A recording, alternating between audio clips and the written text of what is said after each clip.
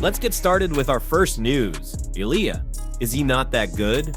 That's the question stirring debate after two respected voices in the MMA world. TJ Dillashaw and Rampage Jackson broke down Ilya's performances in a recent discussion. Following Ilya's streak of vicious knockouts, most fans have been quick to praise him, labeling him one of the most dangerous finishers in the fight game right now. His record looks scary and the highlight reels speak for themselves, but not everyone is buying the hype.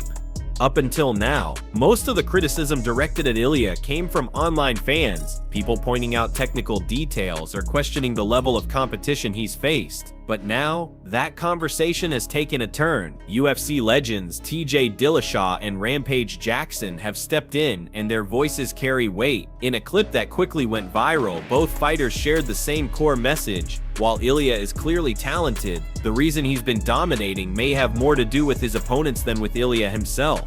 Both Rampage and TJ emphasized that this is not about discrediting Ilya. In fact, they stated clearly that they respect him, they just believe the current success he's enjoying is being helped by a pattern of BAD game plans from his opponents. According to them, Ilya's recent opponents have made one crucial mistake. They've all chosen to fight him in boxing range. That's Ilya's comfort zone, where his power and timing shine. So while Ilya is absolutely dangerous, he's being handed opportunities because his opponents keep playing right into his strengths.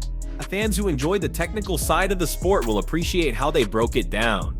One of them said, "Someone that's not gonna play that middle ground. That's where you beat Ilya. Right here is where I don't want to be with him. I want to be outside, I want to land my kicks, I want to be moving. Go for takedowns. Even if he's got good wrestling, I have to be a full-round MMA fighter to beat Ilya. I'm not gonna beat him right here in the middle. That's where he's at his best. So why be there?" He continued, "Personally, I want to be at kicking range. That gives me space. I'm this much further away, it's harder for him to reach me. I'll move around. I'll make him grapple. I'll make him tired."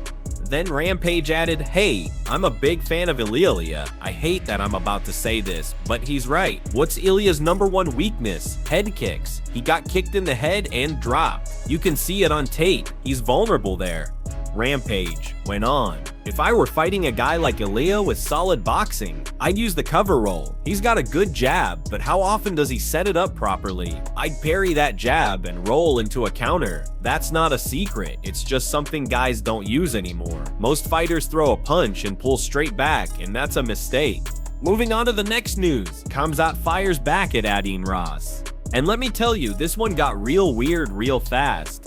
What started as a throwaway story on a podcast quickly turned into a full-blown online moment that had the entire MMA community raising eyebrows.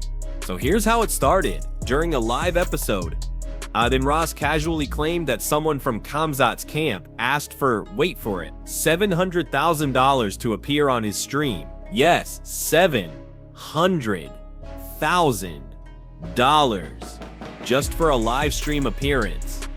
Adin naturally couldn't hold it in. "I don't care if I air this out," he said, laughing. "I connected someone with a guy from Khamzat's team, and he said, $700K to stream with Khamzat. I never laughed so hard in my life." The reaction online was instant. Fans were shocked. Was this serious? A misunderstanding? Or some kind of scam? It seemed like no one knew what to believe. That is, until Khamzat himself jumped in and made it loud and clear that he was not amused. In a blunt and now viral Instagram comment, Khamzat wrote, "WA show is this bull gay." That short sentence set social media on fire. People were reposting it everywhere, with everyone wondering, is Khamzat actually mad? Is he trolling? Or is this just his savage humor doing what it does? But things didn't stop there. Adin revealed on the podcast that he received a phone call from none other than Ali Abdelaziz, the legendary MMA manager who represents top fighters including Islam and Khamzat. According to Adin, Ali didn't waste time clearing things up. Ali told him, "I don't think you were talking to the real person. That's not Khamzat's manager." Boom, plot twist.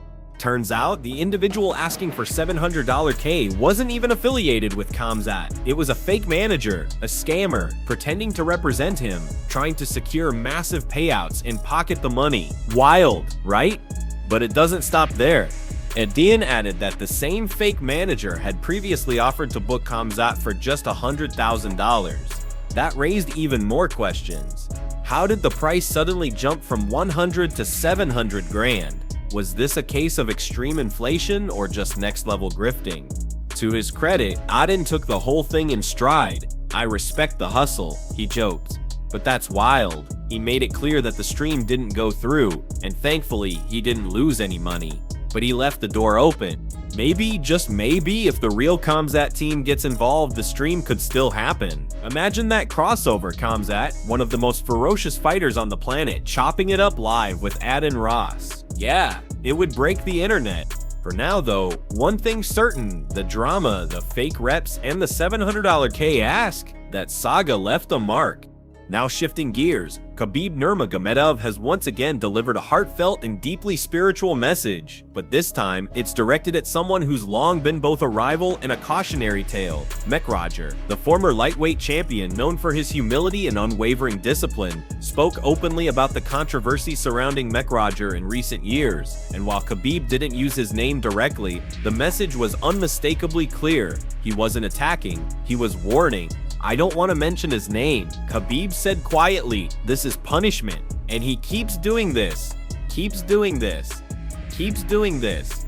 You could feel the gravity in his voice. He went on to describe the ongoing incidents, from scandals involving women, to disrespect toward elderly people, to the growing problems with alcohol and drugs. This, Khabib said, is punishment for them. And it's already beginning. To Khabib, this wasn't just about public headlines or bad choices. It was about the spiritual consequences of living without accountability. He saw the pattern and recognized it as the start of something far more serious. But make no mistake, Khabib wasn't speaking with hatred. In fact, the tone of his message carried more compassion than anything else. He wasn't celebrating the downfall, he was offering a way out. "The most beautiful part of this," he said, "Allah always gives us, doesn't matter who you are, a chance to come back. Always. In this world, we always have a chance to come back." There was a calm power in that line, a reminder that no matter how far someone strays, no matter how broken the path becomes, redemption is still possible. It doesn't matter how bad you are, Khabib added, Allah is going to give you the chance to return. It was clear he wasn't preaching from a distance. This was coming from a place of understanding, perhaps even from a shared history. Despite the rivalry, Khabib was speaking not just as a fighter, but as a man who has seen what unchecked ego and fame can do to people. "I think he has that chance," Khabib said, "and he needs to change the way he lives." Then came the real reason behind his words, the reason he chose to speak publicly. Why am I talking about this? Because even though I know him and he knows me, I say this with sincerity. If he changes, he can change many other lives too.